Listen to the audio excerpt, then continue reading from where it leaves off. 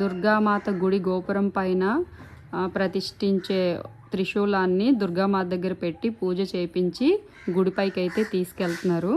మనకి కొత్త గృహం అయినా కొత్త గుడి అయినా కూడా ఫస్ట్ గోమాతలను అడుగు పెట్టించడం సాంప్రదాయం కదా, అందుకని గోమాతలను అయితే తీసుకొచ్చారండి గుడి లోపలికి అడుగు పెట్టించడానికి. అమ్మవారికి అలాగే పోతురాజు బావుకి ఇంకా కళ్ళకి గంతలు కట్టి విప్పలేదు.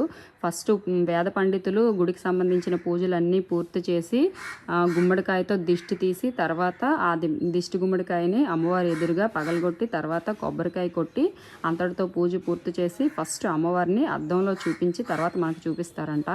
ఎందుకంటే అద్దంలో చూడకుండా చూపు ఎవరి మీద అయితే ముందు పడుతుందో వాళ్ళకి కొంచెం ఎఫెక్ట్ అని ఇక్కడ నమ్ముతారనమాట. అందుకని చెప్పేసి ఇగో గోమాతలను అయితే లోపల అడుగు పెట్టించేశారు. గోమాతలు అయితే లోపలికి అడుగు పెట్టిన తర్వాత అమ్మవారి కళ్ళకి గంతలు ఇప్పి అమ్మవారిని అయితే భక్తులందరికీ చూపించారు. నెక్స్ట్ గుడి మీద బూర్లు వేస్తారంట. నెక్స్ట్ వీడియో ఫాలో అవ్వండి ఖచ్చితంగా. అమ్మవారిని